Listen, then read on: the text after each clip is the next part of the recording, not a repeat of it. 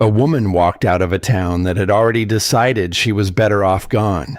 She carried a wool blanket folded against her chest, a child of 9 years old holding her hand, and a hunting knife with an elk antler handle that had belonged to her father.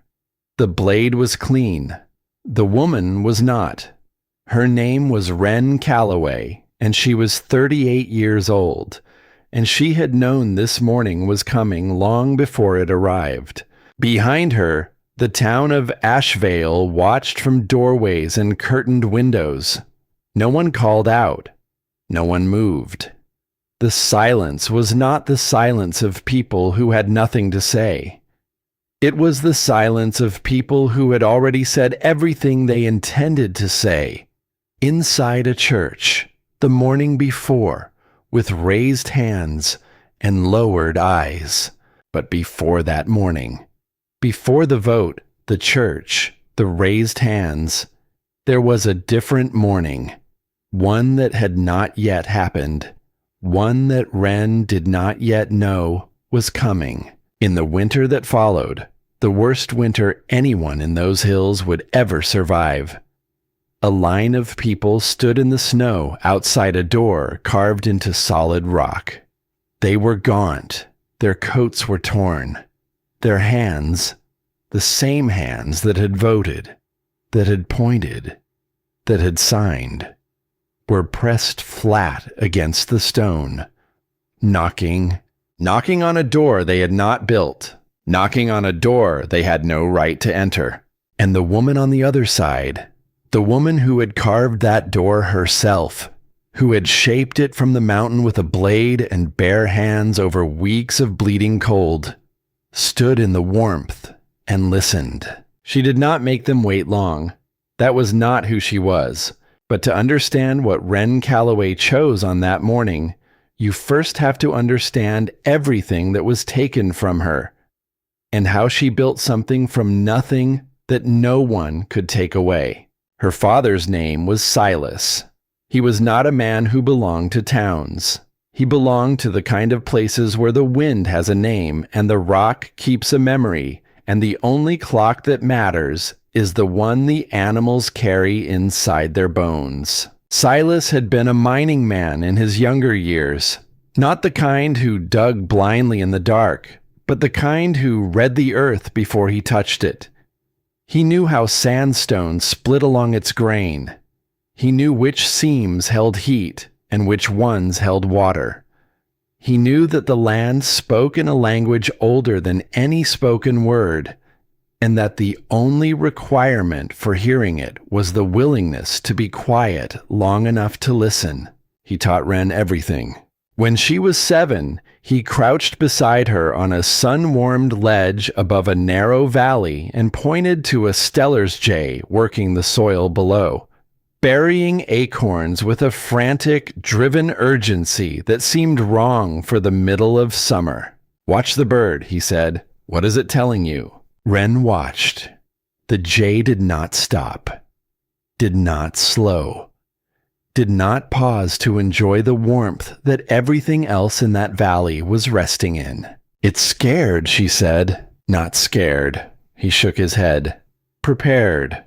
There is a difference." 3 months later, the earliest frost in memory swept down from the high country, but Silas and Wren had already moved to lower ground. They had already laid in enough dried meat and firewood to outlast it. "The land never lies," he told her, while the frost crackled against the canvas of their shelter. "Only people do." She remembered that. She remembered everything he taught her. She carried it into her marriage, into the years of building a life in Ashevail, into the hard season after her husband went out one spring and did not come home, leaving her with Calla at 4 years old, and a world that had grown suddenly very large and very cold. She had stayed in Ashevail because there was nowhere else, because Calla needed walls and a school and something resembling ordinary life, because Sarah Pruitt had offered them the back room of the boarding house, and it was warm, and it was real, and Wren had been grateful for real things since the day her husband's horse came back without him. Ashevail did not know what to make of her, a widow who had grown up in the high country, who spoke of weather and animals with an authority that made the men uneasy, who kept her grief to herself and her opinions on the land careful. At first, she worked for her keep at every house. She scrubbed floors. She mended clothes with small, precise stitches.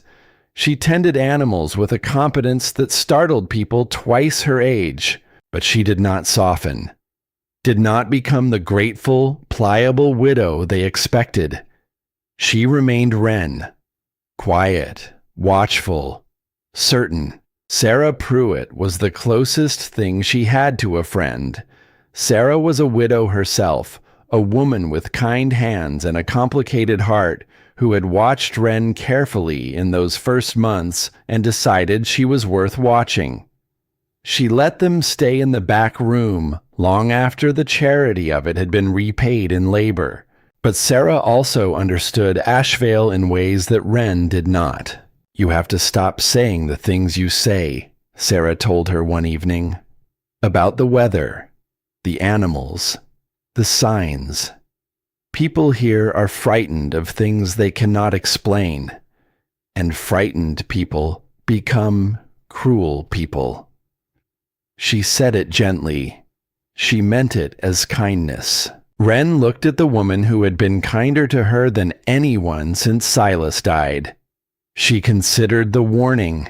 Then she said, "If you stay quiet when you know the truth, the quiet itself becomes a lie." Sarah had no answer for that. Wren warned Ashevail twice. The first time, the creek would flood within the week. She had watched the snowmelt patterns on the high ridge and read them the way her father had taught her. The men at the livery laughed. 3 horses drowned when the water rose 6 feet in a single night. The second time, frost was coming early.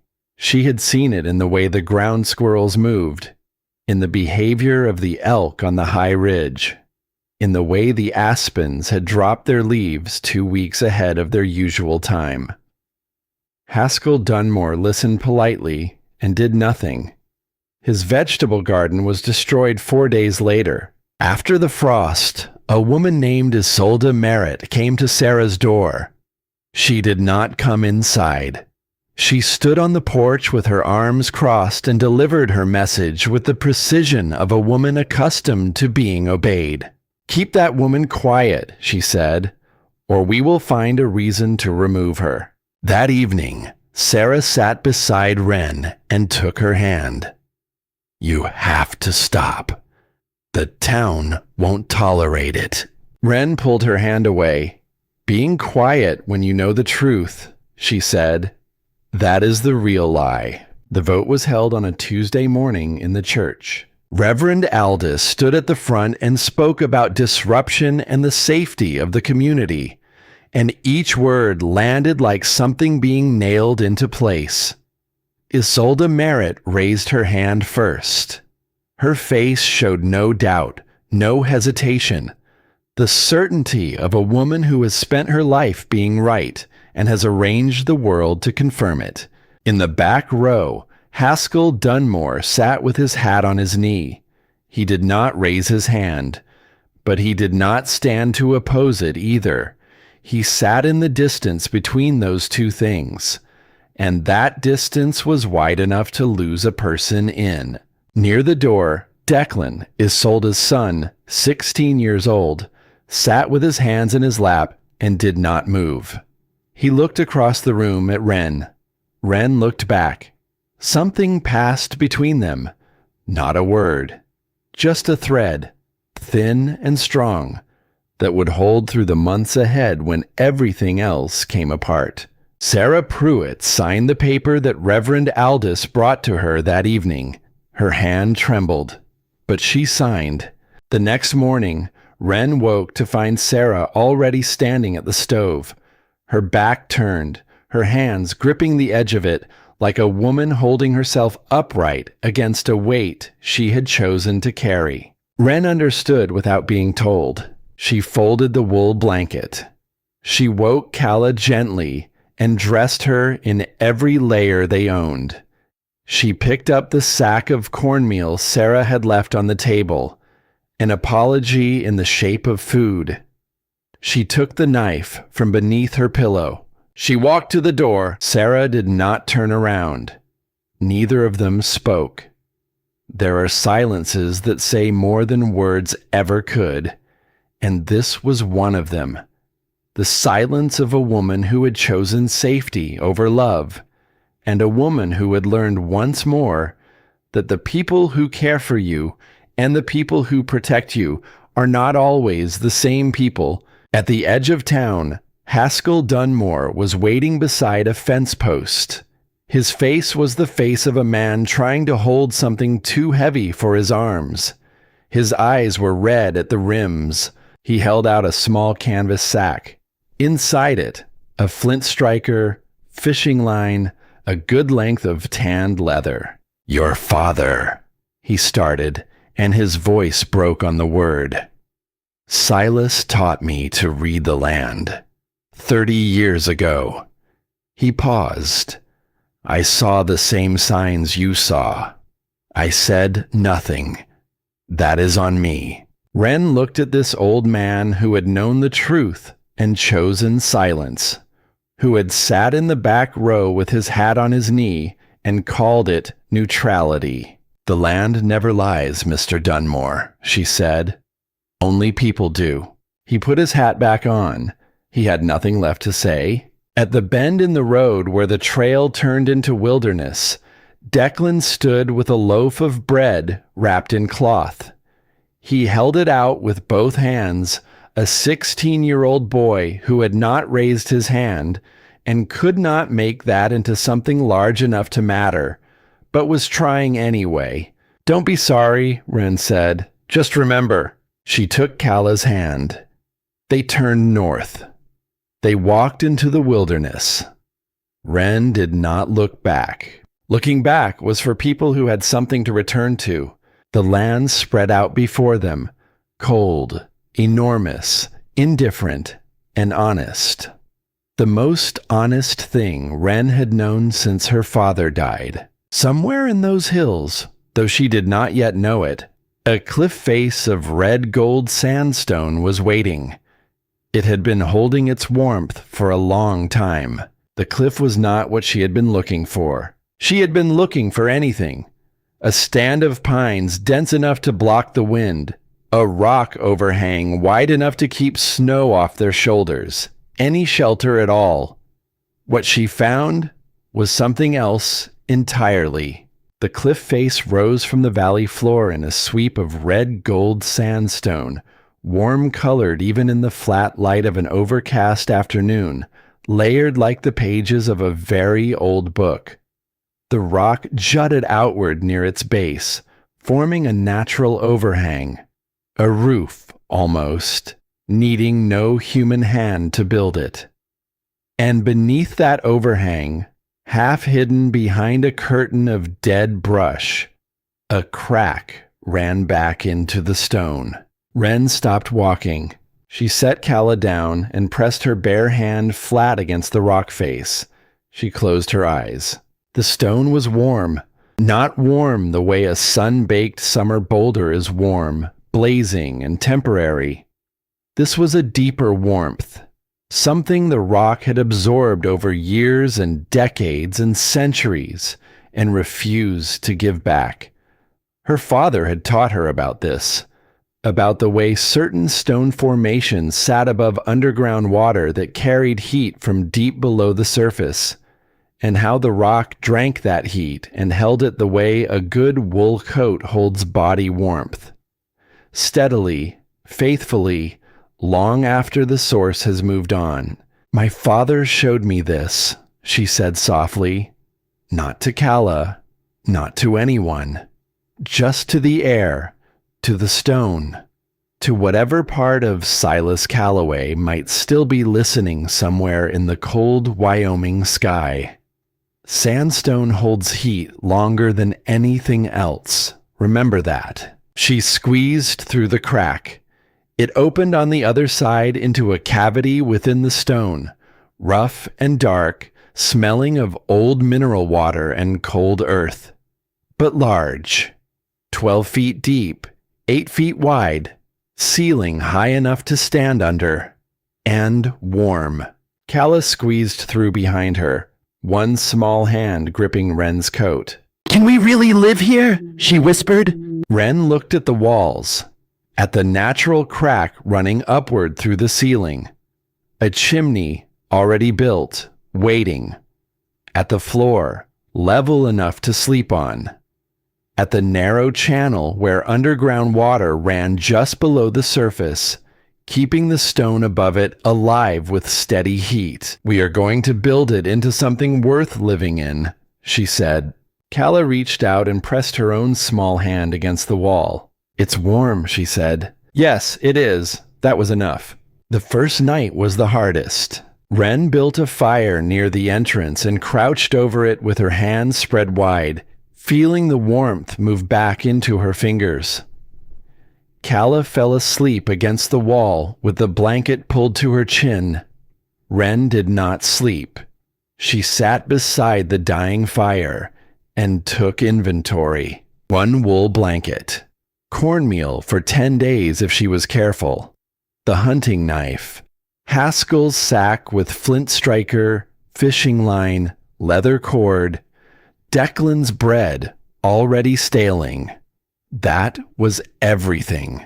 She was not afraid. Fear lived in the space between what was happening and what might happen. It fed on uncertainty. And Wren had, at that moment, very little uncertainty about her situation. She knew exactly what she had. She knew exactly what she needed. The gap between those two things was not a mystery to be feared. It was a problem to be solved. Her father had taught her that too. She reached out and touched the wall. The stone pressed back against her fingers with its quiet, patient warmth. Then she noticed it, carved into the rock, low on the wall near the entrance, not scratched but carved, deliberately, with something sharp and patient. 2 letters, SP. And below them, marks she recognized as a counting of days. Someone had been here before her. Someone had sat in this exact space, perhaps beside a fire not unlike this one, and made a mark that said, "I was here. I survived here. This place sheltered me." Wren stared at those 2 letters for a long time. SP. She did not know the story behind them, but she felt in some way she could not have explained that she had not found this cave by accident.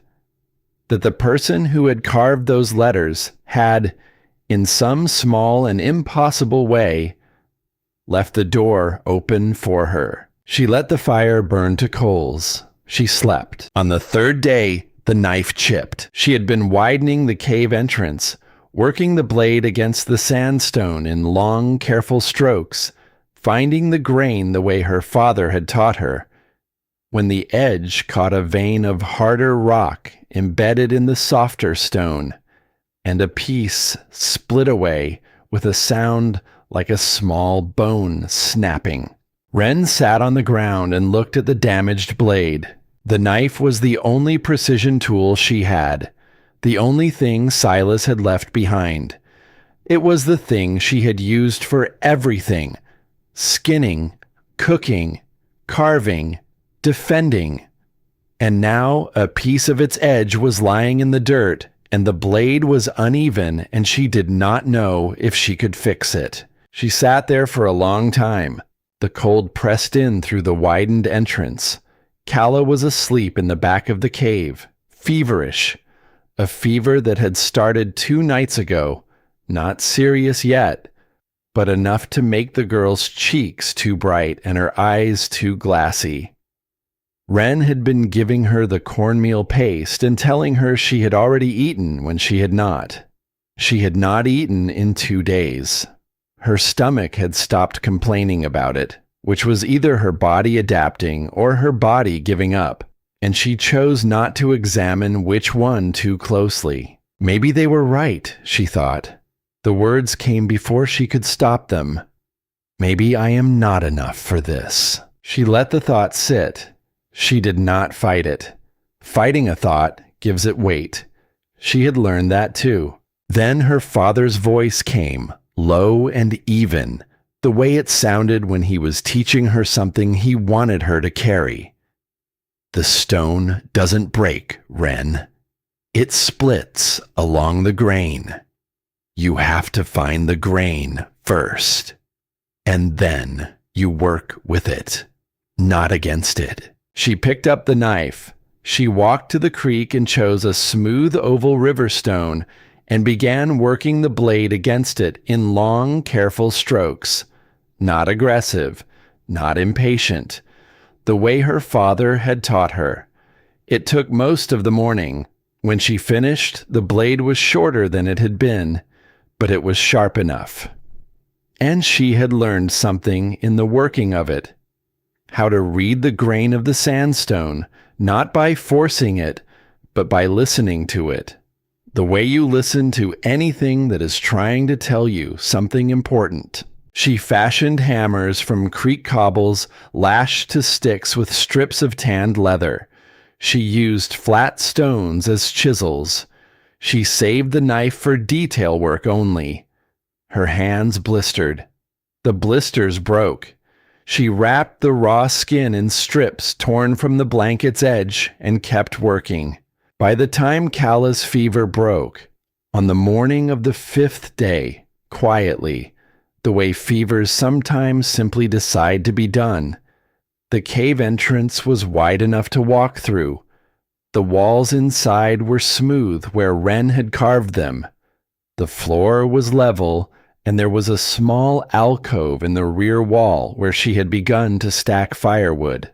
Calla stood in the entrance and looked at what her mother had made.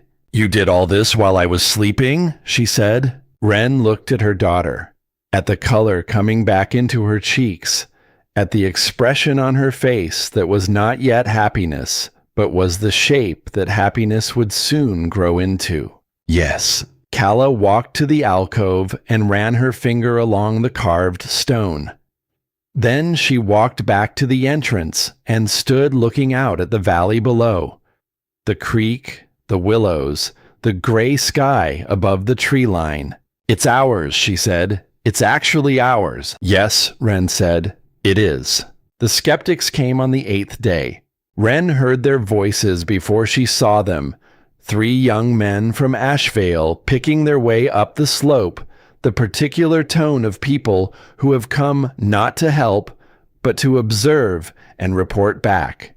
She recognized Ferris immediately, the blacksmith's son, broad-shouldered, with the kind of face that had learned early that cruelty was a form of currency in a small town.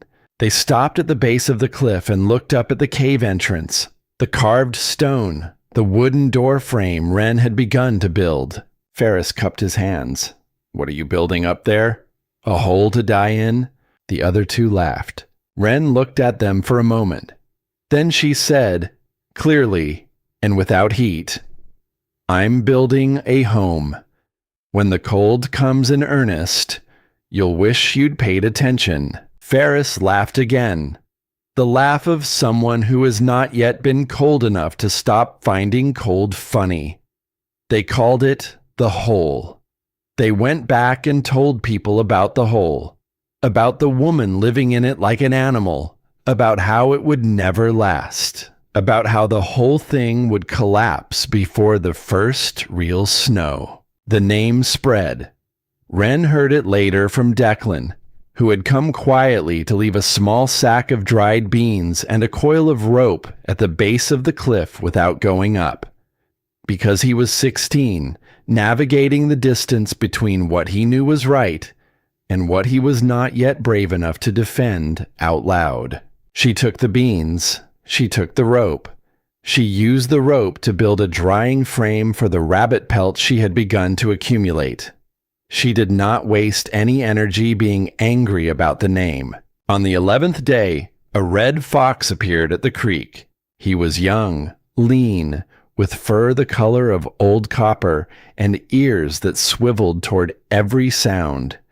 He drank from the creek, raised his head, and looked directly at Wren, who was sitting on a rock 20 feet away. Neither of them moved. Then he sat on his haunches and watched her work with the patient attention of a creature that has decided something is worth watching. Calla saw him from the entrance and grabbed Wren's sleeve. "He's beautiful," she breathed. "Don't move too fast," Wren said. "Don't try to touch him. Just let him decide what he wants to do." He came back the next morning, and the morning after that. Calla named him Copper, without asking permission, the way children name things they have already decided belong to them. She began leaving small pieces of dried rabbit near the creek each morning before breakfast. Copper never came closer than 15 feet, but he was there, a steady orange presence at the edge of their days. And for Calla, who had been very quiet since leaving Ashevail, who had stopped asking questions the way she used to, who sometimes sat against the cave wall and looked at nothing in a way that worried her mother more than she showed, Copper was something to talk to, something alive and warm and entirely her own. Some mornings Wren heard her daughter murmuring to the fox from the cave entrance, soft, one-sided conversations she couldn't quite make out. She turned back to her work and let the child have that. Let her have the fox. Let her have something small and uncomplicated to love. The threat came on a night when the temperature had dropped far enough that Wren's breath hung in the air even inside the cave. She was asleep, lightly, the way she slept now, always with one part of herself awake and listening. When she heard 2 sets of footsteps in the snow, heavy and deliberate, coming up the slope from below. The man who appeared out of the darkness was big, wide across the chest, with a matted beard and the eyes of someone who has been calculating something and has finished calculating it. A prospector, from his boots and equipment. Beside him, slightly behind, stood a younger man watching him for cues. The big man looked at the door, the carved stone, the thin line of smoke rising from the chimney crack. His voice had the texture of something being kept friendly by effort. "Well now, that is a fine setup for a woman out here on her own." He explained what he wanted with the pleasant patience of a man who expects to get it. He had been walking for 3 days. He needed shelter. A woman alone, he said, surely needed someone looking after her. He could keep watch. He could protect her and the girl. All he needed was a place to sleep. Protect was the word Wren noticed, the way it sat in his mouth, the way it was offered as a gift with a cost not yet stated. "No," she said. The friendliness thinned. He explained that she was being selfish, difficult. A man asking nicely deserved a decent answer, and she was giving him the wrong one. He took a step forward. Wren drew the knife. It sat in her palm with the weight of something she had carried for years. The blade was shorter than it had been, but it caught the firelight behind her. And her hand was steady, and her eyes did not move from his face. "This is my home," she said. "I built it. You didn't. Leave." The big man looked at the knife. He looked at her eyes. Something in what he saw there made him reconsider, not her size, not the blade, but the look of a person who has already lost everything she was afraid to lose, and therefore has nothing left to protect except the thing she built from nothing, and will protect that with everything she has left. He swore at her, called her something ugly, and turned back down the slope with the younger man behind him. Their footsteps faded into the dark. Wren stood in the doorway until the sound was completely gone. Then she went inside, checked on Calla, still asleep, undisturbed, and rebuilt the fire. She sat beside it with the knife across her knees and let the fear she had held back move through her in one long shudder, and then pass. Then she stood up. She worked through the rest of the night by firelight, carving a channel into the stone of the entrance, fitting a thick branch into it as a bolt, testing it until it held, testing it again until it held harder. When she finished, the door could be sealed from inside with a bar of wood that no force from outside could move. It was not perfect, but it was hers, and it held. On a morning when Calla was feeling stronger and came to sit beside her while she worked, the girl asked a question that had clearly been sitting in her chest for a while. "Mama," she said, "are we poor?" Wren set down her tool. She looked around the cave. The beeswax candles she had made from the honeycomb she'd found in a dead tree along the creek. The knotted rabbit fur rug she'd laid across the stone floor. The small shelf she'd carved into the wall at Calla's eye level to hold the flat stone she used for her lessons. The fire burning clean and steady in the pit she'd built to draw the smoke exactly right. She looked at the creek visible through the doorway, running clear and cold in the winter light. She looked at her daughter's face. "No, sweetheart," she said. "We are rich in what matters." Calla considered this with the seriousness that children bring to questions they have asked at exactly the right moment. "What matters?" she said. Wren thought about her father, about the high country and the sound of a fire in the dark and the feeling of understanding something the land had been trying to say. She thought about the fox who came every morning and the warmth of the stone against her palm. "Knowledge," she said, "and the willingness to use it." Calla nodded. She picked up the flat stone and went back to her lessons. The horse appeared in the valley on a morning when frost had turned the grass white and the willows looked like they had been traced in silver. She was a mare, young, with a coat the exact gray of wood ash and a mane so pale it seemed almost colorless in the thin morning light. She moved through the meadow with the careful grace of an animal that has survived by trusting nothing and had learned to maintain that lesson with absolute consistency. Wren saw her from the entrance and was still. Calla pressed against her side and breathed. "Oh, she's not frightened," Calla said. "She's deciding." Wren looked at her daughter, then back at the horse. The girl was right. "She's like us, Mama. She just needs someone to stay." Wren did not approach the mare that day, or the next, or the day after. She simply went about her work in the valley and let the horse see her. Let her become part of the landscape, rather than an interruption of it. On the fourth day, she sat on a flat rock near the creek with dried grass in her outstretched hand and waited.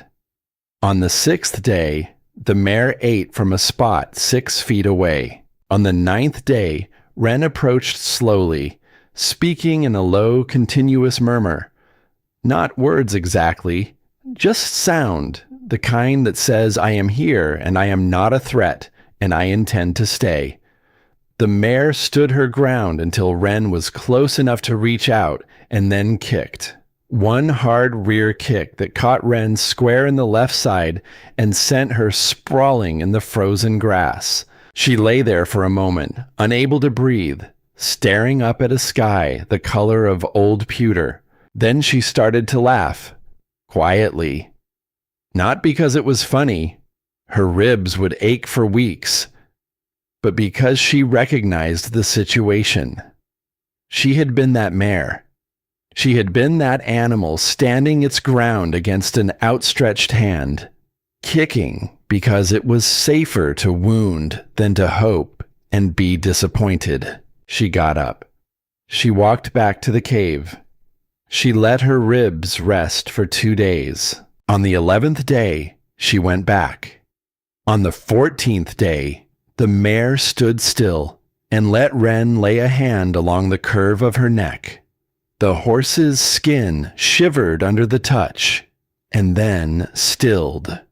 Her ear rotated back. Her breathing slowed. Calla was watching from the entrance. Ren heard her make a small sound. Not a word, just the release of held breath. The sound a person makes when something they were afraid might not happen finally does. That evening, Ren carved a second chamber in the cliff beside the first, smaller, lined with grass and pine boughs. Ghost's warmth filled the entire cave system at night, raising the temperature enough that both Ren and Calla slept without their coats for the first time since leaving Ashevail. And Ghost's presence gave them something Ren had not known she needed until she had it. The sound of another living thing breathing in the dark. The knowledge that if something came in the night, something would hear it. She named the horse Ghost. For the soft exhale the mare made her first night in the cave. A low whisper, barely audible over the fire, as if she were letting go of something she had been carrying for a very long time. There was a morning, an ordinary morning, weeks into the work, when the cave had begun to feel less like a refuge and more like a home. When Calla came to Ren with something in her hands. It was a piece of flat sandstone, smooth on one side, roughly the size of a schoolbook. She had found it at the base of the cliff, where a layer of rock had peeled away from the face in a clean sheet. For my lessons, she said. Ren looked at the stone, at her daughter's face, the quiet seriousness of a child who has decided that the world she is living in, however reduced, is still a world worth preparing for. She turned away so Calla would not see her expression change. She swallowed what rose in her throat. She steadied herself against the warm cave wall. Then she turned back. "That's a good piece," she said. "Show me where you found it." She did not sleep well the first 3 nights, not because of the cold. She had built the fire to a steadiness that the stone returned faithfully, and the cave held the heat the way her father had promised it would. She did not sleep because the silence was too large. There is a kind of silence that is simply the absence of sound, and there is another kind that is the absence of everything else. The second kind is what settles over a person who has been cut loose from the world she knew, from the people who knew her name and the routines that gave a day its shape, and the small continuous evidence that you exist in the minds of others. Ren had not known she needed those things until they were gone. She had thought of herself as self-sufficient, as her father's daughter, as someone who could make a life from the raw materials of the natural world. She had not accounted for the weight of being forgotten. She lay on the stone floor of the cave on the second night, watching the fire move, and she thought about Calla sleeping beside her with her cheek pressed against the folded blanket and her small hands curled under her chin. She thought about what it would mean to Calla if she could not manage this, if the cold won, or the hunger won, or the loneliness won. She thought, "I cannot afford to need what I cannot have, so I will not need it." She had told herself this before, after her husband did not come home. She had gotten very good at not needing things. She was not sure, lying on the cave floor on the second night, whether this was strength or something that only resembled it. But Calla was sleeping, and the fire was burning, and the stone was warm.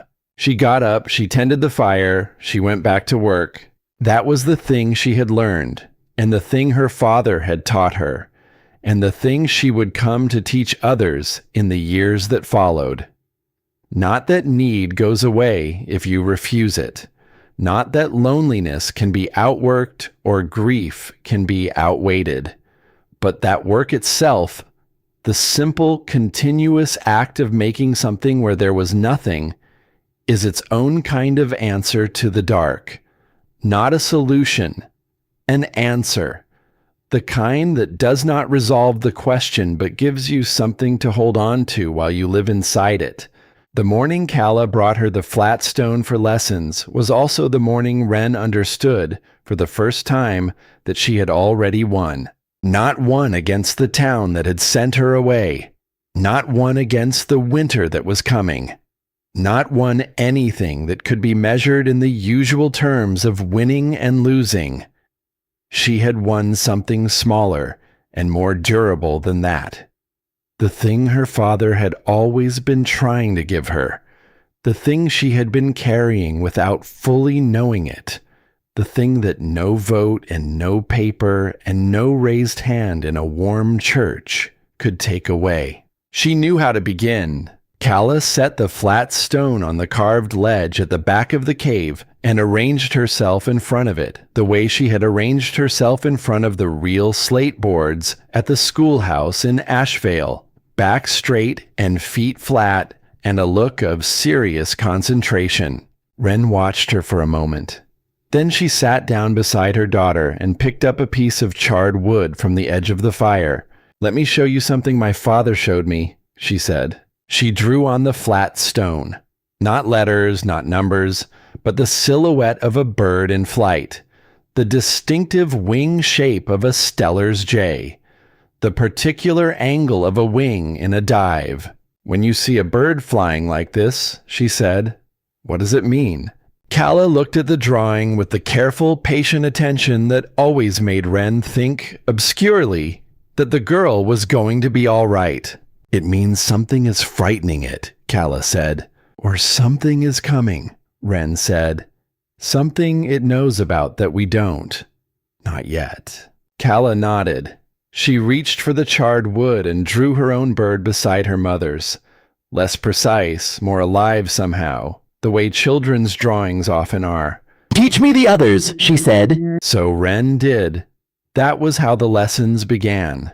Not with books, not with slates, not with the things that Ashevail's schoolhouse had offered, but with the language of the land, with the things that could not be taken away, because they were not stored in any building or written in any book or held by any person who might one day decide you were better off gone. She taught her daughter to read the sky, to read the water, to read the animals, to read the stone. The lessons went on every day, in the cave and outside it, in the meadow and along the creek and on the lower slopes of the ridge. They went on through the weeks of building and the weeks of waiting and the weeks of watching the sky and knowing what the sky was saying even when no one else would listen. And Calla listened. She listened the way children listen when they understand that what they are being given is real and useful and entirely their own. Around this time, a third person from Ashevail began making the trip to the cliff. Cormac was the town's blacksmith, a man in his 40s, broad across the shoulders, with hands that showed the particular wear of someone who had spent decades working with fire and iron. His wife had died some years before. He was quiet in the way some men are quiet not because they have nothing to say, but because they have learned to be careful about when they say it. He came the first time saying he was checking old mine shafts on the ridge for the town council. He came the second time saying he was passing through. He came the third time without explaining why at all. He simply arrived with a pair of iron hinges and set about attaching them to the wooden door frame Wren had built, working in silence, fitting the metal to the wood with a precision that spoke of long practice. When he finished, the door swung cleanly. It sealed against the stone with no gap at the edges. "It'll hold better now," he said. He had already turned to leave when Calla looked at her mother with the expression of a child who has noticed something an adult is pretending not to. "He looks at you the way Papa used to look at the first snow," she said. Wren said nothing. She picked up her tool and went back to work. But she did not put the door on the old hinges when he left. She used the new ones. Meanwhile, in Ashevail, something was happening that Wren did not yet know about. The winter had begun to bite. Not catastrophically, not yet, but with a persistence that made the older residents uneasy. The supply wagons had arrived late and short. The general store's shelves were less full than they should have been by the first hard frost. Declan noticed things. He was 16 and had always been the kind of person who watched more than he spoke, who filed observations away in some interior ledger he reviewed privately. He noticed that Reverend Aldous had been spending a great deal of time in the cellar of the church, coming up with flour dust on his hands, moving with a quickness he didn't normally display, locking the cellar door behind him with the care of someone protecting something. One evening, Declan found a gap in the old floorboards near the altar, a split in the wood wide enough to see through, and what he saw below made the air go out of him. Sacks of flour, jars of preserved fruit, dried meat wrapped in cloth and stacked in careful rows, enough to feed a family of 4 for 2 months. Perhaps more. Hidden. All of it hidden.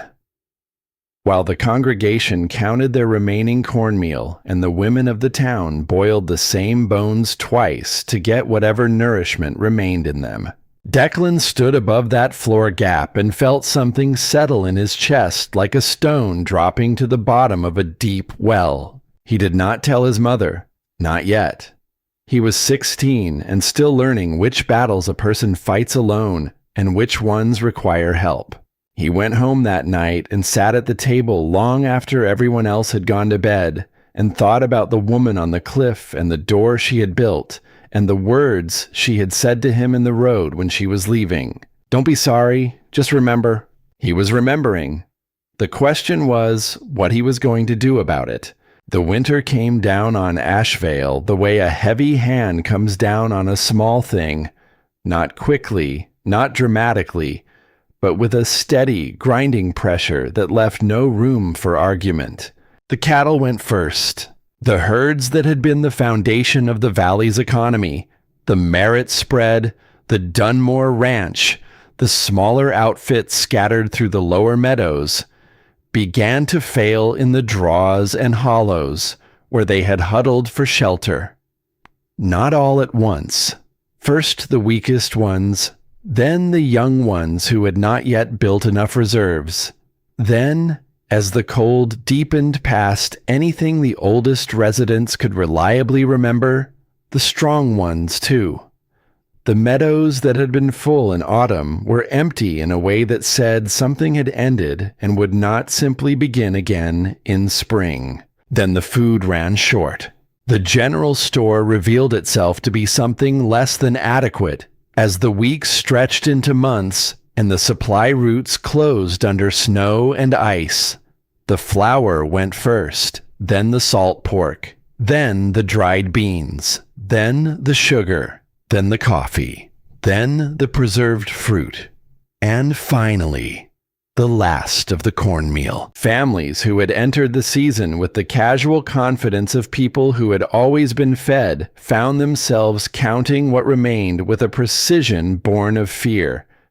The hunters went out and came back with less each time. The elk had moved. The deer were gone.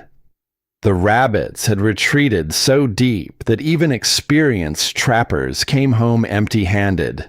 The land that had always provided was providing nothing, and the people who had sent a woman and a child into that land to survive or die were learning for the first time what it felt like to be at the mercy of something that did not care about their opinions.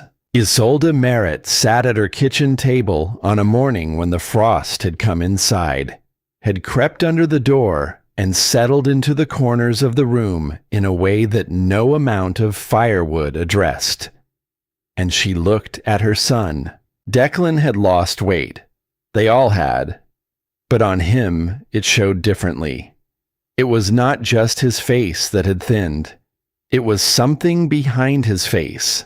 Something that had hardened into a resolve she did not quite recognize. Not her son as she had known him. Her son as I was becoming. She thought about the woman on the cliff. She thought about the morning in the church when she had raised her hand. The first hand raised she had not forgotten. And she thought about everything she had been so certain of then that she was no longer certain of now. She looked at Declan. "Then go find her," she said. Her voice cracked on the last word like ice giving way under a weight it had held too long. Declan was already standing. He rode north alone through snow that was deep enough in places to make his horse struggle. When he reached the cliff, he sat on his horse for a moment and looked up at the carved entrance, at the wooden door fitted with iron hinges that caught the pale winter light, at the thin line of smoke rising from the crack in the stone above, steady and controlled, utterly unlike the desperate guttering flames he had left behind in Ashevail. He dismounted. He walked to the door. He knocked. The door opened. Wren stood in the entrance and looked at him. She did not look surprised. She looked the way the cliff looked, solid, composed, as though she had been standing in this exact place for a long time and had expected him eventually. She listened while he told her. All of it. The cattle, the food, the hunters who had not come back, the number of people still in the settlement, the children, the temperature of the rooms. She listened with the quality of attention that makes the person speaking feel that every word is being received and nothing is being dismissed. When he finished, she was quiet for a moment. She turned and looked south, toward the direction he had come from. She stood at the cave entrance with the cold coming up the valley and Ghost standing behind her and Calla somewhere in the warmth of the cave. And she looked at the space between where she was and where they were. What Wren Calloway understood about the winter, and what the people of Ashevail did not, was that a hard season does not arrive all at once. It announces itself in a language that runs parallel to ordinary language, that exists in the same world as the usual signs of autumn, but speaks of a different future. The animals read it. The plants read it. The water reads it. Everything that lives in the natural world and has no choice but to pay attention reads it constantly and adjusts and prepares. People are the only creatures that can choose not to listen. This, her father had told her, is the one genuine advantage we have that turns out also to be our greatest vulnerability. We can decide what we believe.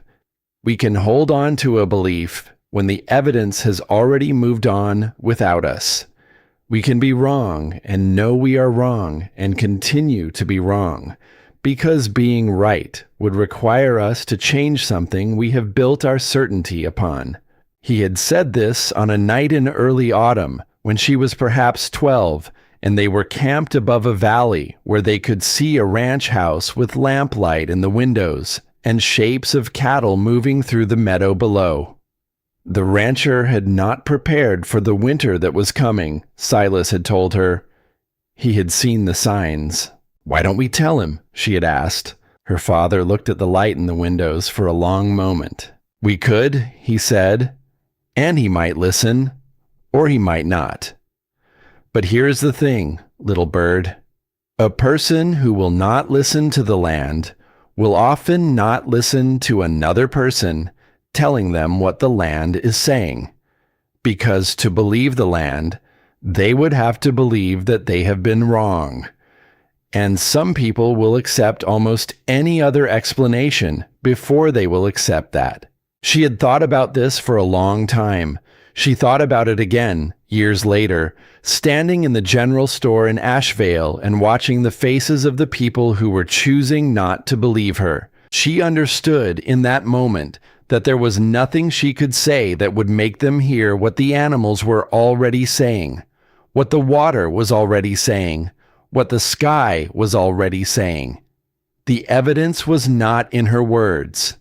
It was everywhere around them, in the same world they walked through every day. But they had decided what they believed. Only the winter could change it. And the winter, she knew, was coming. She had not planned to wait when she turned north and walked into the wilderness. She had planned to survive, which is a different thing entirely. More immediate, more focused, less patient. But somewhere in the weeks of carving and building and laying in stores and learning the rhythms of the valley and the cliff and the creek, she began to understand that what she was doing was not just surviving. She was creating the conditions for something. She did not know it on the night she drew the bolt and felt the door seal against the stone and lay down beside her sleeping daughter. She did not know that she was preparing a place of shelter for the people who had sent her away. She did not know it, but the stone did. The stone had been holding warmth for a very long time, waiting for whoever came to it and needed it. That is the thing about the land. It does not know what you are building. It does not know why. It only knows how to hold what it is given and give it back when it is needed. She could close the door. No judge in any story ever told would hold it against her.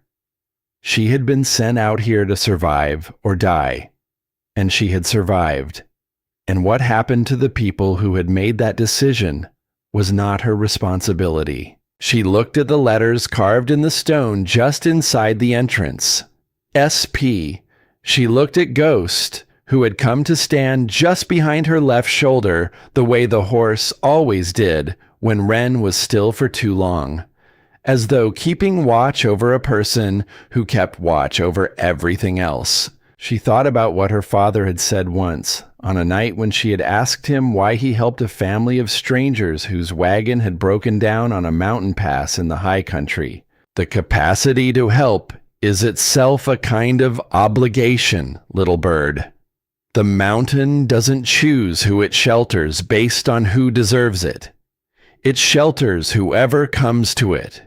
We are not mountains, but we can choose to be something like them. Ren turned back to Declan. There is a valley 2 miles east of here, she said. The elk winter there. The snow is shallow because the ridgeline breaks the wind.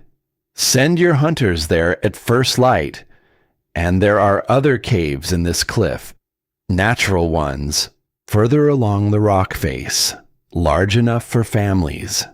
People can shelter there through the rest of the season if they are willing to work. After everything we did, Declan said, you would help us. Ren looked at him steadily. Go back, she said. Tell them to gather what they can carry. Tell them to come north. I will meet them at the base of the ridge before dark. She had perhaps 6 hours, maybe less. She had seen what Declan had not seen, had been watching it build for 2 days in the signals the valley was sending. Signals she had not seen with this urgency since the days before she had warned Ashevail, and Ashevail had not listened. The birds went wrong first. Not absent. Wrong.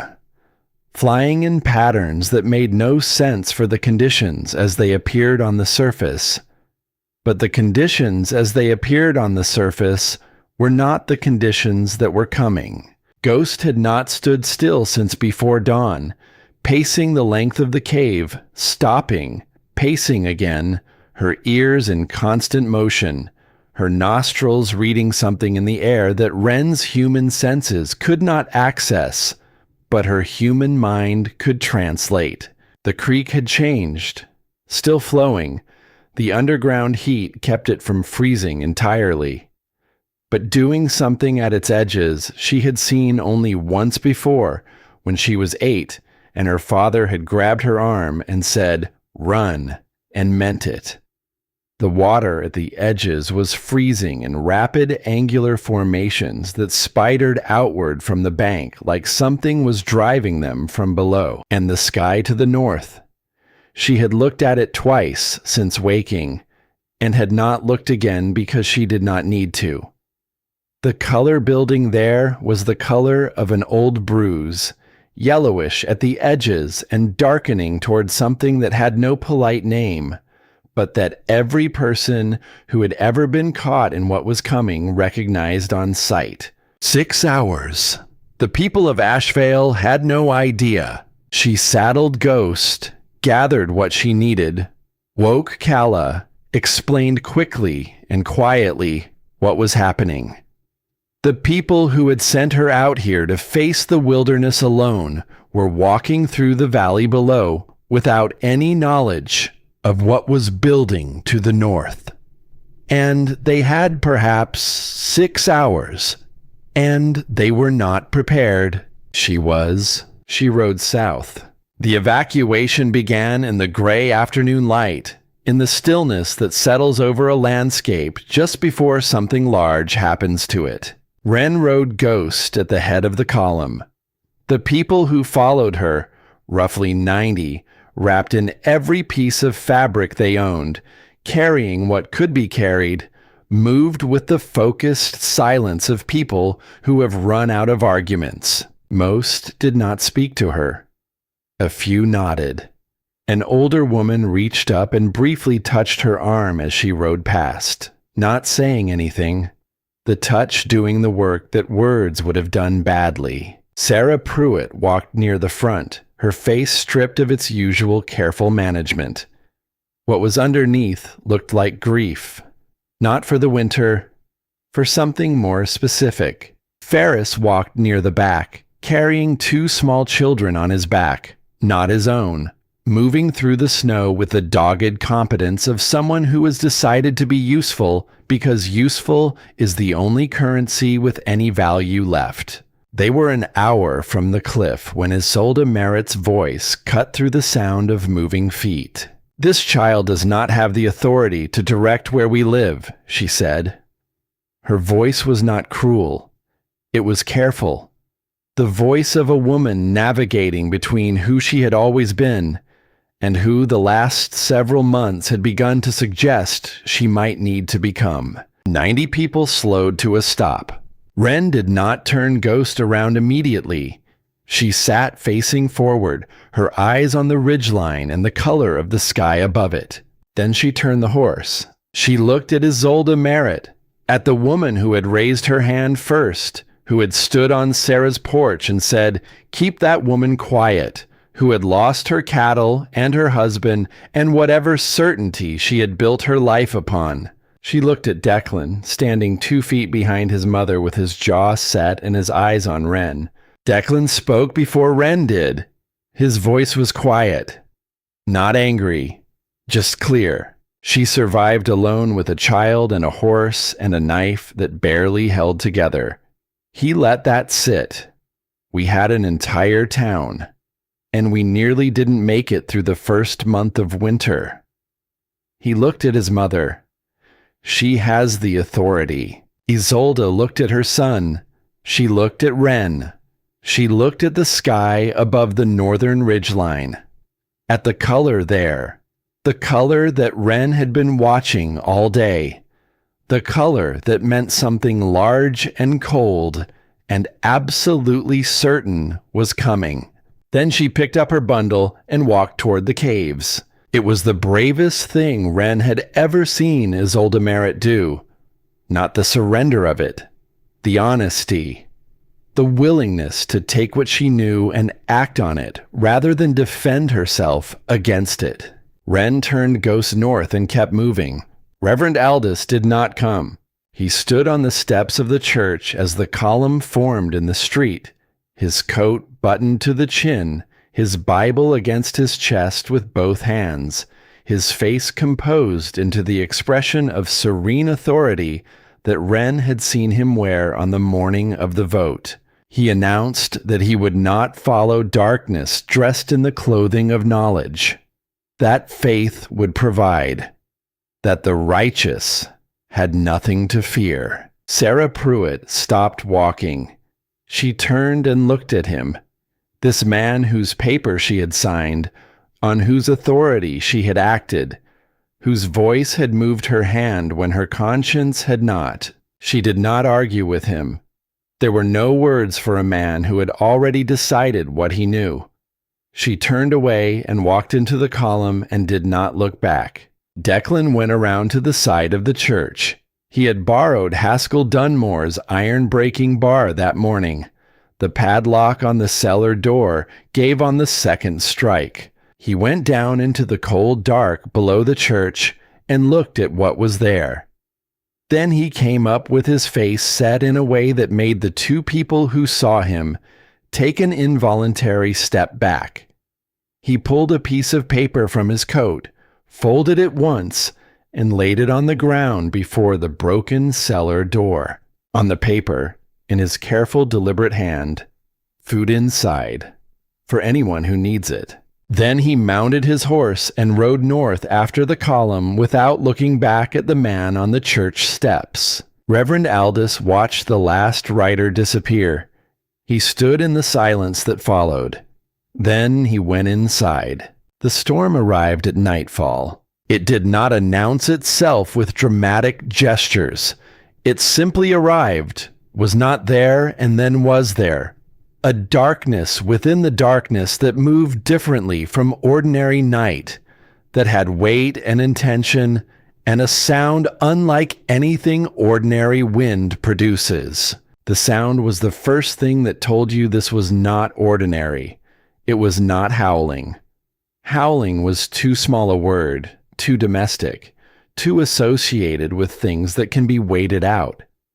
This was a sound that suggested the air itself had been replaced by something that did not follow the usual rules, something that had been building for a very long time in a very large and empty place and had finally found its way to this particular valley on this particular night. Inside the cave, the fire burned steadily. Outside, the world came apart. Wren had organized the space with the quiet efficiency of someone who had been preparing for exactly this, which she had. The families with the youngest children in the deepest chambers, where the geothermal warmth was strongest.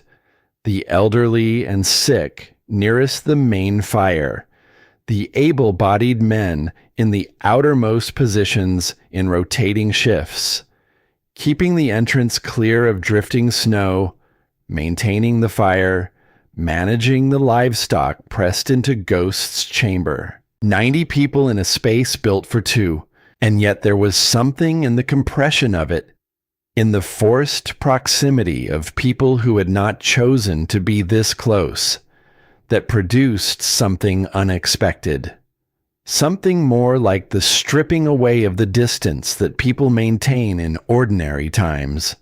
The distance that allows for judgment, for categories, for the comfortable separation of the respectable from the not quite respectable. That distance required space to maintain. There was no space.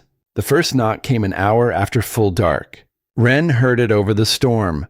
3 deliberate knocks on the wooden door she had built with her own hands and hung on hinges that Cormac had brought without being asked. She crossed the cave to the door. She opened it. The man on the other side was the owner of the general store. He had called the cave the Hole. He had told anyone who would listen it would collapse before the first real snow. He stood in the entrance with ice on his beard and an expression that contained, somewhere behind the cold and exhaustion, the look of someone who has understood something they would have preferred not to understand. He did not speak. "Come in," Wren said. "Get warm." The second knock. A family whose roof had partially given way under the weight of accumulated snow, their youngest wrapped in a curtain because they had run out of blankets. The third, A woman who had told her neighbors that Wren was possessed of something dark. She stood with her hands pressed together and said one word. "Please." "Come in," Wren said. "Get warm." Each person who came through that door came with their own version of what it cost to be there. Some arrived with humiliation visible on their faces, raw and undefended. Some had buried it under exhaustion.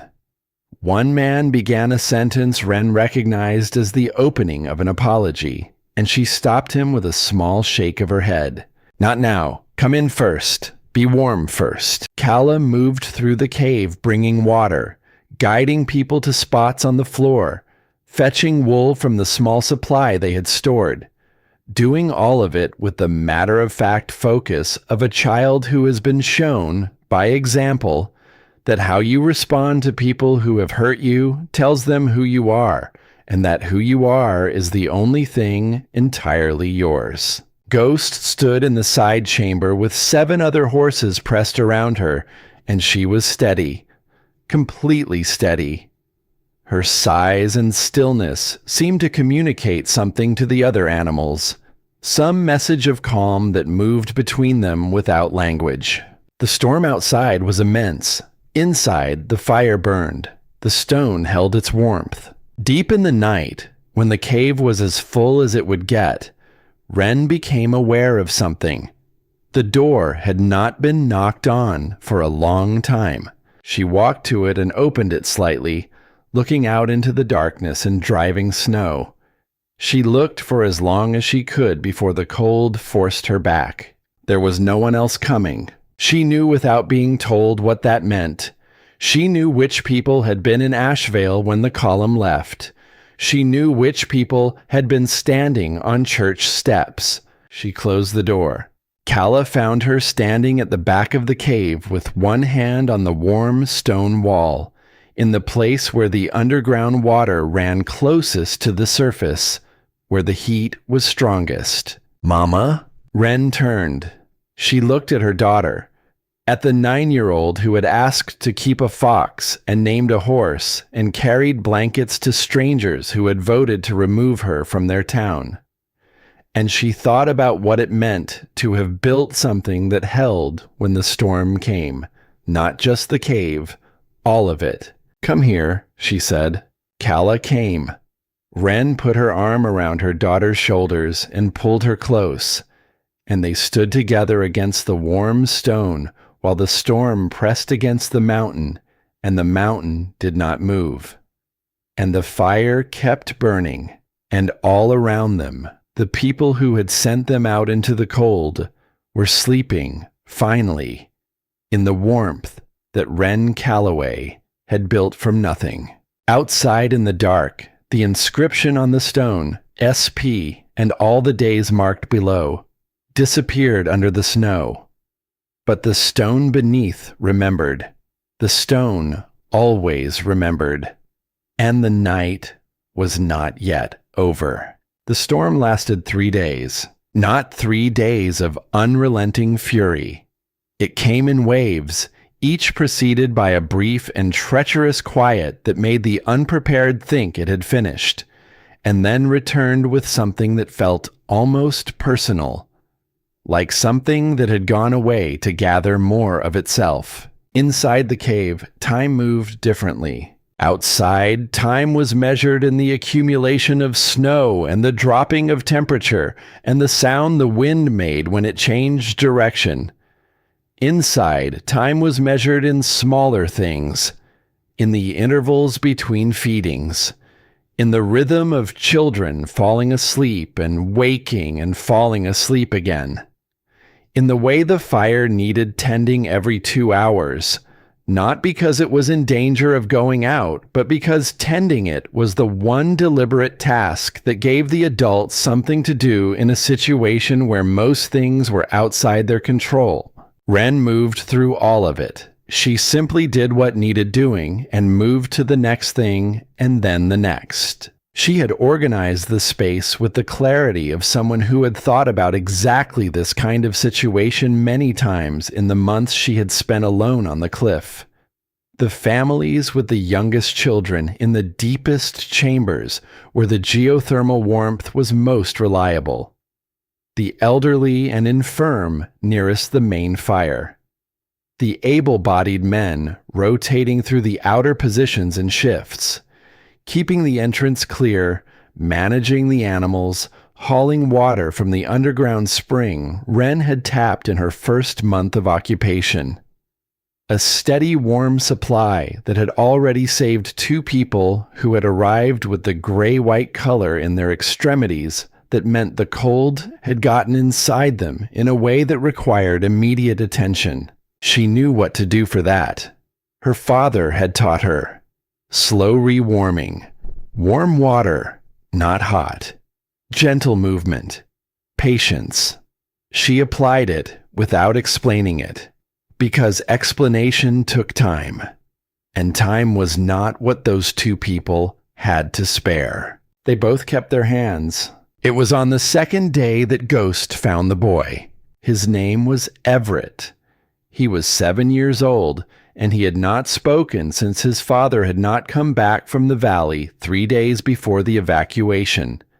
His mother, a woman named Claire, had tried everything. Talking to him, holding him, leaving him alone, bringing food he did not eat. Nothing reached him.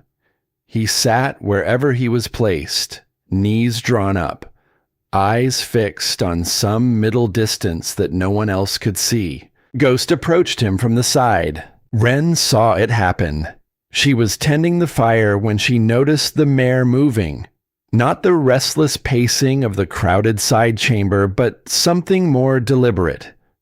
Ghost moved through the people on the cave floor with a delicacy that seemed improbable for an animal her size, stepping carefully, pausing when someone shifted, continuing when the path was clear.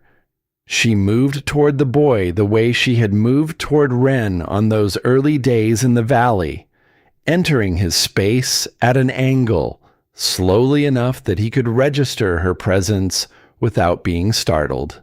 She stopped when her breath reached him, a cloud of warm vapor in the cold air. Everett did not look up. Ghost stood still. She did not nudge him or nicker. She simply stood. Her breathing was slow and even, each exhale sending that warm cloud toward the boy's face. And after a long time, long enough that the people watching without appearing to watch had begun to look away, Everett raised his head. He looked at Ghost. Ghost looked at him. His hand came up slowly, the way a hand comes up in a dream when you are not sure whether what you are reaching for is real. His fingers touched the horse's muzzle, the soft, warm, velvet-over-bone solidity of it, and stayed there. Ghost did not move. And then, quietly, without any build-up, the boy began to cry. Not the gasping, desperate crying of someone breaking apart, but the deep, steady crying of someone who has found a place safe enough to fall apart in. The kind that is not an end, but a beginning. His mother was beside him in an instant, wrapping her arms around him from behind, pressing her face into his hair, holding on. No one spoke. The cave was quieter than it had been since the first people arrived. 90 people in a space built for 2, and the only sounds were the wind outside, the steady breath of the horse, and the crying of a child who had found his way back. Wren kept her face toward the fire for a longer time than was strictly necessary. It was Ghost who reached him first, she heard Calla say softly from her spot near the wall. It was Ghost who gave him back his voice. On the second night, the Henderson baby spiked a fever. The baby's name was Mira. She was 9 months old. At some point in the second night, the resilience that small children sometimes display in hard circumstances gave out. Wren was awake. She slept in short intervals, never deeply, when she heard the quality of the child's crying change. A sick child's cry moves into a register that a healthy child's doesn't occupy, a flatness to it, a diminishment of the energy that ordinary crying requires. Wren was across the cave before the mother had fully registered that something was wrong. She assessed quickly. Hands, forehead, breathing, the color of the lips. The fever was real and rising. Sarah moved first. She was beside Claire Henderson in seconds, taking the baby while the mother's hands shook, holding the child with the competence of a woman who had cared for other people's children for most of her adult life. Isolde moved next. She reached into her own bundle and pulled out a blanket she had been keeping in reserve. She handed it to Sarah without speaking. These two women had not exchanged more than formal words in all the years they had lived in the same small town. They had existed at a careful, maintained distance, too similar in their certainty to find comfortable common ground. They knelt now on the same cold stone floor and worked together with the wordless efficiency of people who have found, in a crisis, that the things that divided them require considerably more space than they have available. Wren went out into the storm. She followed the line she had strung between the cave entrance and the creek, because she had known there would be moments when she would need to make this trip and would not be able to see to do it. She found the willows by feel, stripped what she needed, and came back. The cave, after the outside, was overwhelming in its warmth. She prepared the willow bark infusion over the fire and fed it to the baby in small, careful sips. Never a flood, always small and patient and consistent. She sat with the child in her arms and did not put her down until the fever began to answer. It answered before dawn. By the time the gray light appeared at the cave entrance, Mira Henderson's skin had cooled, and her breathing had deepened, and she had fallen into the sleep of a child whose body has fought something and won. Claire Henderson looked up from her daughter's sleeping face and found Isolde Merritt still sitting beside her, had not moved, had stayed through the whole of the night beside a woman she barely knew, because the child needed someone present, and Isolde had decided, in the specific way people decide things when usual frameworks are not available, that being present was what the moment required. Isolde put her hand over Claire's hand for a moment. Then she removed it. But she stayed. Across the cave, Wren watched this happen. She watched the woman who had raised her hand first sit beside a stranger's child through a long, cold night. She did not try to label what she felt. She simply received it, the way the stone received heat, absorbed it, held it. Let it change the temperature of something inside her that had been very cold for a very long time. On the third night, Sarah told her, the storm had quieted, one of its retreating intervals, and most of the cave was asleep. Wren was at the fire when she became aware of Sarah sitting beside her. They had not spoken directly since Sarah had arrived at the cave.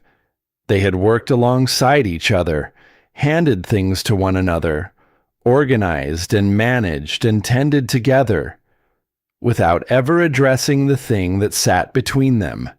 The paper, the hand that had signed it. The morning Wren had walked out with Calla on one side and the knife in her coat. Sarah was looking at the wall, at the place near the entrance where the carved letters were visible in the firelight. SP, she said. Her voice was very quiet. Wren looked at her. You found it when you first came here. Yes. Sylvie Pruitt, Sarah said. My mother. Wren did not speak. She was left alone when she was not much older than I am now. Sarah continued. Her husband went one winter and didn't come back. She had nothing. She had me, but I was an infant. She took me north, looking for She didn't know what she was looking for. Just somewhere to be warm. Wren looked at the marks below the initials, the careful counting of days. She never came back, Sarah said. I grew up in my aunt's house and I never knew what happened to her. Whether she found shelter, whether she found warmth, whether she stopped. The fire crackled. The sleeping cave breathed around them.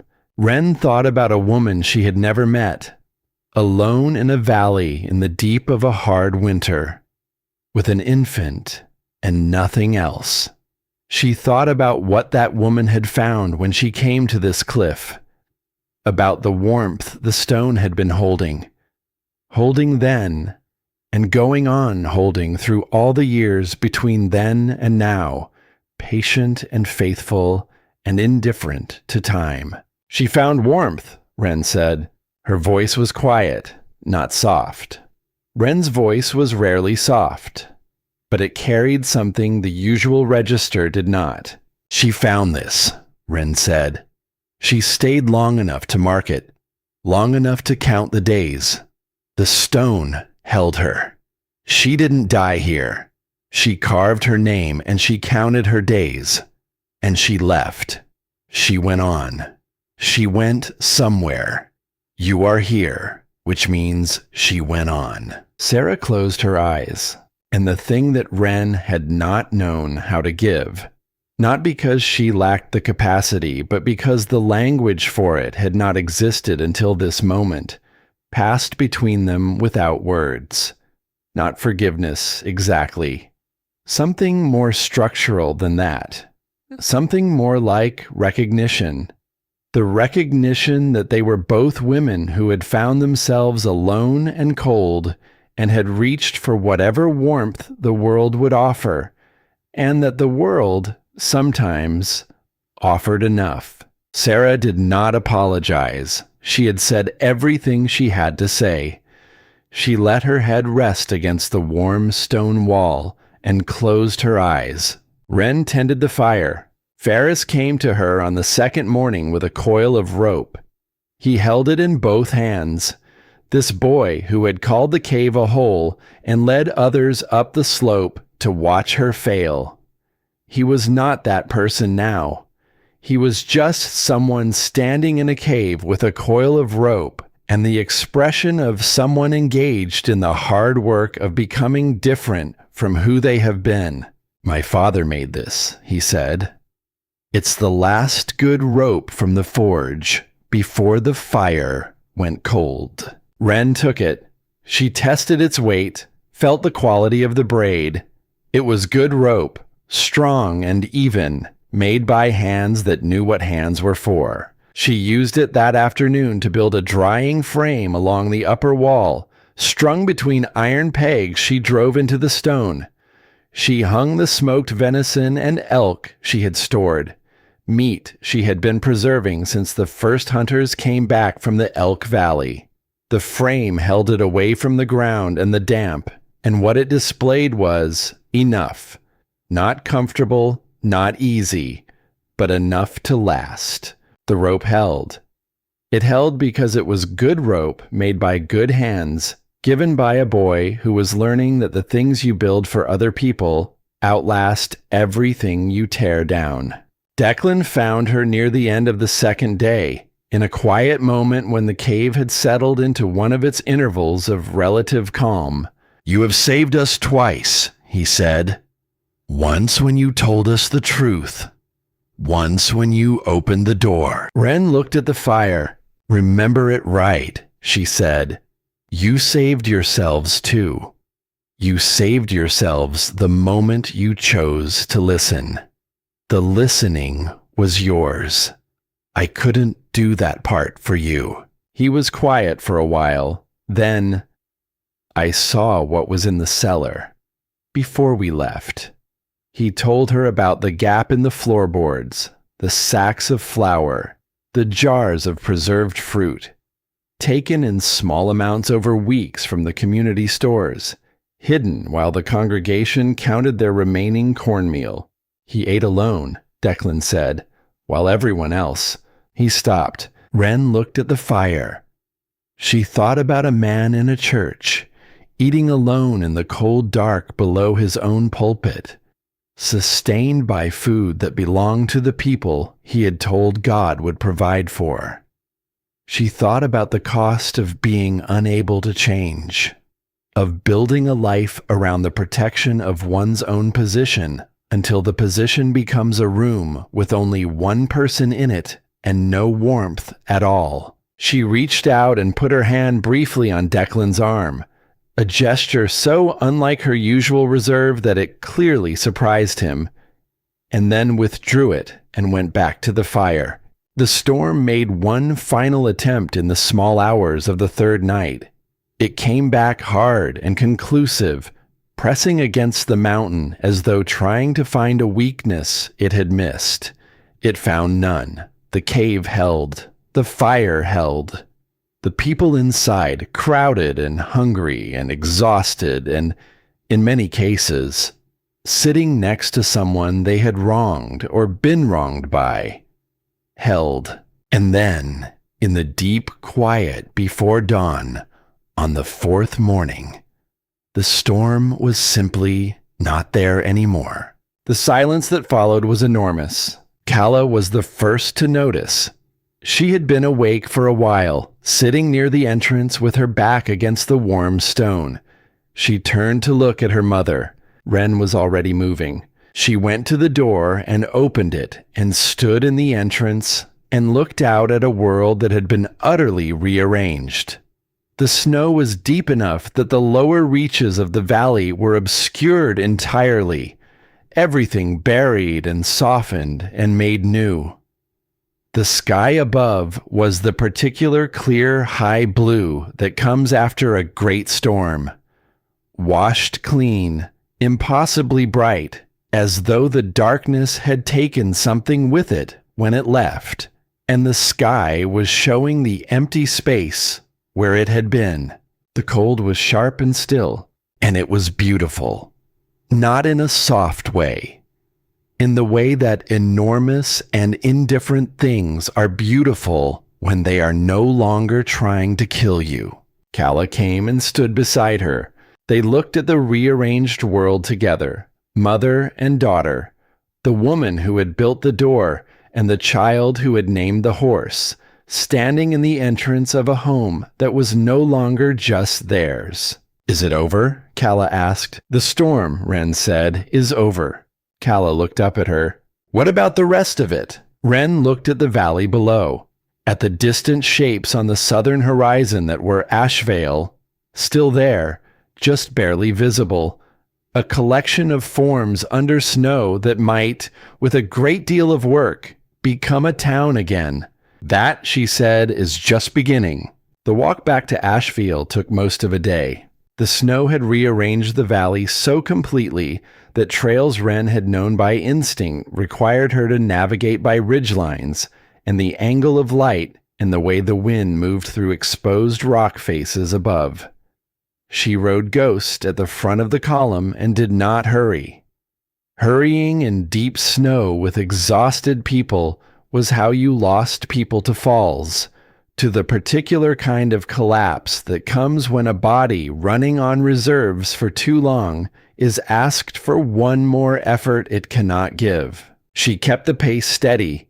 She read the ground ahead. She chose the route that was hardest for her and easiest for them. They arrived in the late afternoon. Ashevail was not what they had left. The storm had taken the town with the same thoroughness it had taken everything else, the same patient grinding that does not distinguish between the deserving and the undeserving, between structures built carefully and ones built in haste. 3 roofs had collapsed. The general store's front window was gone, and birds had already found their way inside. The church still stood. The people moved through the ruins with the silence of those who are assessing rather than grieving. Not because the grief wasn't there, but because grief required a luxury of attention they did not yet have. There was work to do. There was always, always work to do. Declan came to find her before she had dismounted. "The church," he said. His voice told her what he had found before he said anything further. Reverend Aldous was sitting in the front pew. His coat was buttoned to the chin, as always. His Bible was open on his lap. His eyes were closed, and his face, stripped now of the animated certainty that had always occupied it, was simply the face of a man who was no longer in it. The cellar door stood open. Wren walked down into the cold dark below the church and looked at what was there. Empty shelves, the outlines of where sacks had sat, the faint smell of preserved food in a space that no longer contained any. The floor swept clean with the care of someone who had been managing a private supply and had managed it to its end. He had eaten alone, Sarah said from the top of the cellar stairs. She climbed back up. Sarah was standing in the dim light of the church, looking at the man in the pew with an expression that was not anger, not grief, not satisfaction. Something quieter than any of those. The expression of someone who has seen the final consequence of a choice and understood it completely. Every bite, Sarah said, alone. There was nothing to add. The empty cellar said everything that needed saying about the difference between a person who feeds themselves in secret and a person who goes out into a storm to strip bark from frozen willow trees for someone else's child. Wren looked at the man in the pew for a long moment. She felt the particular sadness of waste, of a life that had organized itself entirely around the protection of its own position and had found at the end that the position was a room that held only one person and no warmth. She turned and walked out of the church. She did not go back in. The gathering was held a week later, when enough of the immediate work of clearing and beginning to rebuild had created enough order that people could stop moving for an hour and stand together in one place. They met outside. No one suggested the church, and no one had to explain why. They stood in the open air on trampled snow in front of what had been the general store, in the pale cold light of a late season afternoon. The sky above them was the clear high blue that had followed the storm and not yet given way to anything else. Declan spoke first. He was 16 years old, and he stood in front of 90 people and did not look like 16 years old. He looked like someone who had crossed something in the past months, some invisible line between the person a difficult time finds and the person it leaves behind, and could not and would not cross back. He said, "We sent a woman and a child into the wilderness and told ourselves it was for the good of the community. He let that sit. We were wrong. We were not wrong because it didn't work out the way we intended. We were wrong because it was wrong. And I want to say that plainly, in front of everyone, before anything else is said." He looked at Wren, who was standing slightly apart from the group with Ghost's reins in her hand and Calla beside her. He said, "Everything that kept any of us alive this winter was built by her hands, and her knowledge, and her willingness to open a door she had every right to keep closed. There is no accounting for that. There is no evening of that ledger. But there is the choice about what we do next. And I think that choice begins with telling the truth about what happened." Isolde Merritt spoke next. She had not been practicing what to say. She stood and said it the way she did most things, directly, without ornament, in the voice of a woman who had spent her life being certain, and was now being certain about something different. I was the first hand raised. She did not look away from Wren. I want that to be recorded. I was afraid of what I didn't understand, and I dressed my fear up as judgment, and I pointed it at someone who deserved better. I am not asking for forgiveness. I don't have that right. I am saying what is true. Sarah Pruitt rose last. She was thinner than she had been in autumn, her coat hanging differently on her shoulders. But she stood straight, and her voice was steady. I signed the paper, she said. The paper that said this woman was unfit to live among us. I signed it while she slept in a room in my house. And I signed it because I was afraid of what I would lose if I refused. There is no excuse for that. There is only what I have tried to do since, which will never be enough, but which I intend to keep doing for as long as I am able. She sat down. The crowd was quiet. Above them, a hawk turned slow circles on a current of air, patient and unhurried in a sky that had, at least for the moment, decided to be kind. Wren reached into the inside pocket of her coat and removed a piece of paper. It had been folded many times. The folds were worn soft with handling. Read in firelight. Read in the quiet hours before dawn. Read with hands that had been working all day and needed something still to hold. This morning, she said, Haskell Dunmore's son found me before the gathering. His father wrote this before he died. He asked that it be given to me if I was alive. She unfolded it. She read it aloud. The letter said, I am writing this because I know I will not see the spring.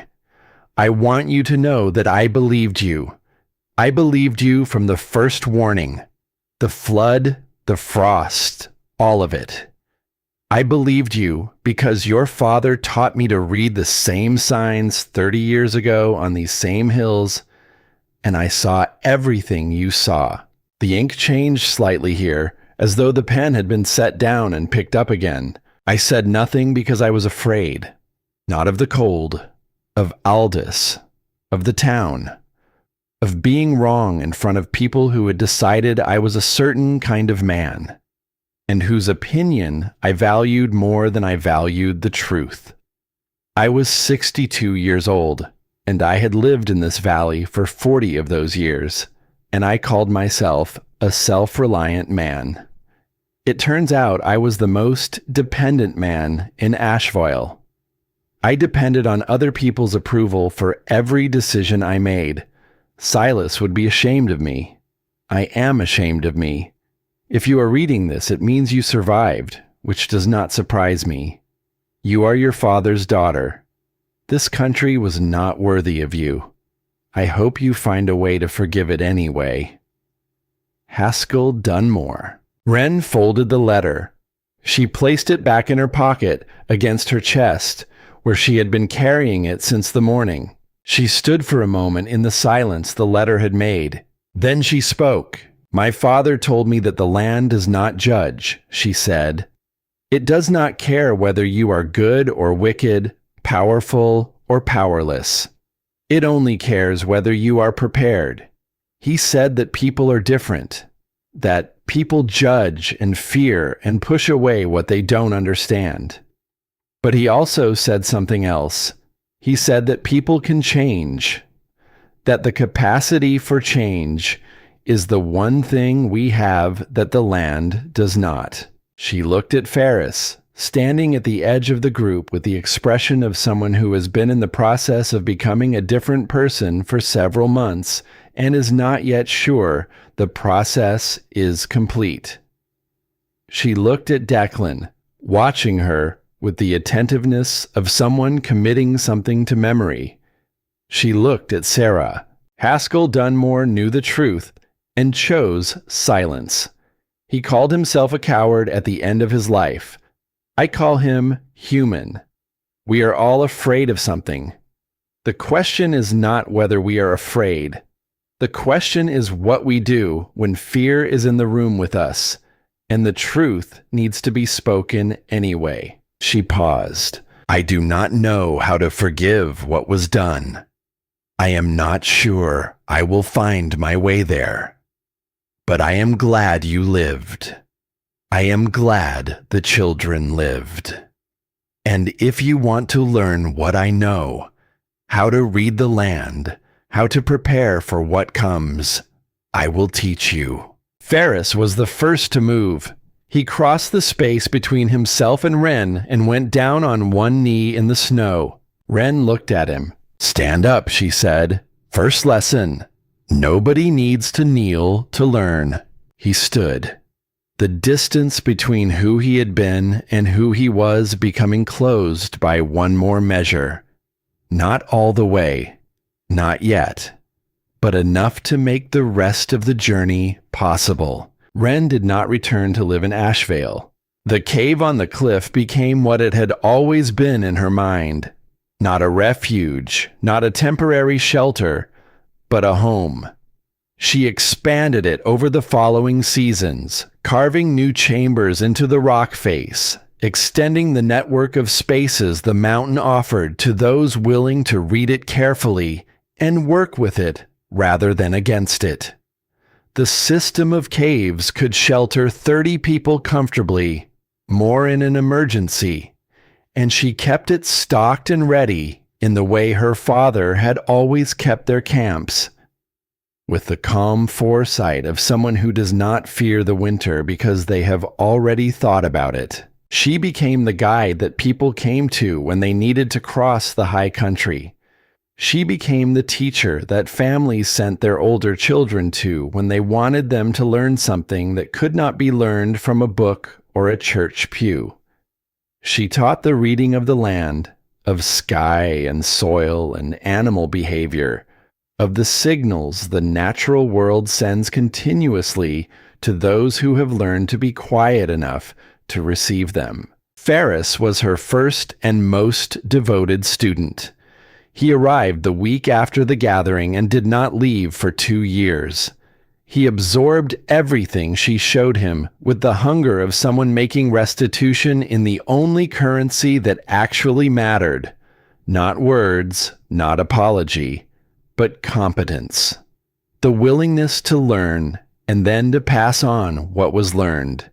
He became, in time, the most respected mountain guide in the high country. And when people asked who had taught him, his answer never varied. "A woman," he said. "She was living in a cave she carved herself. The whole town had called her wrong. She was the only one who was right." Isolde Merritt did something in the months after the gathering that no one who had known her before that winter would have predicted. She established a fund, drawn from what remained of the Merritt estate, that paid for the education of any child in the valley whose family could not afford it. She named it the Callaway Fund. She did not ask Wren's permission. She did not announce it with ceremony or attach her own name to it in any visible way. She simply set it in motion and let it run. Wren heard about it months later from Declan, who had gone on to study law in a town 3 days' ride south, and came back to the valley regularly to argue cases for people who could not otherwise afford an argument. He told her about the fund with the careful neutrality of someone presenting information and leaving the response entirely to its recipient. Wren was quiet for a moment. "She didn't ask," she said. "No," Declan said. "Good," Wren said, and went back to what she had been doing. Sarah came every autumn, without fail, for the rest of her life, when the aspens turned gold and the air carried the first true bite of the coming cold. She made the trip north to the cliff. She brought bread because she was a woman who expressed things through the feeding of people, and she brought yarn because her hands needed something to do when she sat still. She sat in the warmth of the cave and knitted while Wren worked, and the silence between them was not the silence of things left unsaid. It was the silence of two people who had found a way to exist beside each other that required no performance, no accounting, no language beyond the simple repeated fact of showing up. It was enough. It was, in fact, more than enough. On the evening that followed the day they buried Ghost, Cormac sat beside Wren at the cave entrance for a long time without speaking. The valley below had gone blue with dusk. The creek was a thread of silver in the fading light. At some point, his hand found hers, the way it always did, without ceremony, without announcement, and she let it stay. That was their language. It always had been. The forge he had built near the cliff still rang some mornings with the sound of iron being made into something useful. The hinges he had hung were still hanging. The doors he had fitted were still fitting. Their life was not a quiet one in the sense of being uneventful. The high country was never uneventful. But it was steady, which was better than quiet. And it was honest, which was better than comfortable. And it was theirs, which was better than anything. Ghost died on a winter morning many seasons after the great storm, on a day when the snow was falling softly and the cave was warm and the underground creek was running with its usual quiet persistence below the stone. She did not die dramatically. She simply lay down in the chamber Wren had carved for her in the early weeks. The chamber that still smelled faintly of horse and pine boughs, and the warm animal scent that had filled the cave on the coldest nights of that first winter. And she did not get up again. Wren sat with her through the whole of the morning. Calla came when she heard. She was living nearby by then, old enough to have built her own life, but close enough that news traveled quickly. And she sat on the other side. The two of them stayed through the long, quiet hours, while the snow fell and the fire in the next chamber burned low and the creek ran on. They buried Ghost in the valley below the cliff, in the meadow where the grass grew greenest in spring, where the creek ran clear and shallow, and the willows leaned over the water with the grace of things that have grown in one place long enough to know it completely. The place where Wren had first seen her, had stood still and watched her drink, had not approached, had simply existed in her space, and waited for the horse to decide. Everett came to help dig. He was a young man now, broad-shouldered and quiet-spoken, with hands that had learned many things in the year since a gray horse had stood beside him in a crowded cave and given him back his voice. He did not speak much while they worked. He did not need to. He was there, which was what mattered, which had always been what mattered. They marked the place with a stone from the cliff, a piece of red gold sandstone, flat on one side, set upright in the earth at the head of the grave. Calla asked if she wanted to carve something on it. Wren looked at the stone for a long time. She knew what she was, she said. She didn't need it written down. There was a winter, years after the great storm, when a woman appeared at the base of the cliff alone. No horse, no supplies, a child on her back the way Wren had once carried Calla. Wren opened the door before the woman finished climbing the slope. She did not ask where she had come from. She did not ask what had happened. She asked only one thing. Are you warm enough to walk, or do you need to rest first? The woman looked at her. She had the eyes of someone who had been told she was better off gone. Eyes that Wren recognized the way you recognize a language you have spoken yourself. Wren stepped aside. Come in, she said. Get warm. Some things needed no variation. Some doors, once opened, simply stayed that way. Many seasons after the great winter, enough seasons that the people who had lived through it were beginning to be outnumbered by those who had only heard about it. A young woman came to the cliff with a question. She was the granddaughter of Ferris. She had his build and his watchful eyes, and the quality of attention that good students develop and good teachers recognize. She had been learning from her grandmother. who had learned from Ferris, who had learned from Wren. She had come to learn from the source. She spent a season at the cliff. She learned to read the sky and the soil and the behavior of animals. She learned to work with stone. She learned to listen to the things that do not speak in language. At the end of the season, on the morning she was leaving, she stood at the cave entrance and looked at the inscription carved into the rock beside the door. The letters Wren had put there herself in the months after the great winter, using the same knife that had carved the cave from nothing. She read it. The mountain told me. I told you. Now we both know. She turned to Wren, who was watching the valley below with the patient, unhurried attention of someone who knows that the land is always speaking, and that the only requirement for hearing it is the willingness to be still. "Where did you learn all of this?" the young woman asked. Wren looked at the valley, at the ridge lines her father had walked her along when she was small enough to fit in the crook of his arm, at the creek running below, clear and steady, at the sky above, which was doing what it always did, telling the truth to anyone who could read it. "From my father," she said, "who learned it from his father, who learned it from this land." She looked at the young woman. "And now you," she said, "will learn it from me." The cave still stands. The sandstone holds its warmth, as sandstone does, as it always has, as it will long after every person who ever sheltered in it has gone on to wherever people go.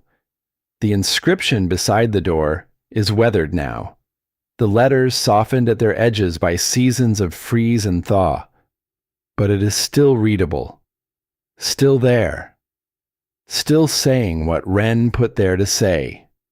In the pocket of the coat she wore at the end of her long life, the coat she had made herself. From hides she had prepared herself. In the cave she had carved herself from the mountain that had sheltered her when nothing else would. There was a piece of paper, folded many times, worn soft with handling. A letter from an old man who had known the truth and chosen silence. A letter she had carried against her chest for the whole of her life. Not because she had forgiven him, and not because she had not, but because she had decided that the truth in it was worth keeping, that a man's honest accounting of his own failure was worth preserving, that the voice of someone who had finally found the courage to say what should have been said was worth carrying, even when it came too late, even when it came from someone who had not found that courage in time to matter. She carried it because she refused to let it be forgotten. That was her version of mercy, not the soft kind that costs nothing, but the hard kind, the kind that holds the memory of a wrong not as a weapon but as a lesson, to carry it forward so that those who came after would know what it looked like when good people chose silence, and what that silence cost, and what it was possible to build in spite of it. The land never lies, she had said, many times, to many people, over the whole of her teaching life. Only people do. And the stone holds heat longer than anything else. If you are facing your own storm right now, remember her. She was not extraordinary. She was simply prepared. And when the people who had sent her out into the cold came knocking on her door, she opened it. That is what she was. That is what she chose to be. The mountain told her. She told them. Now we all know.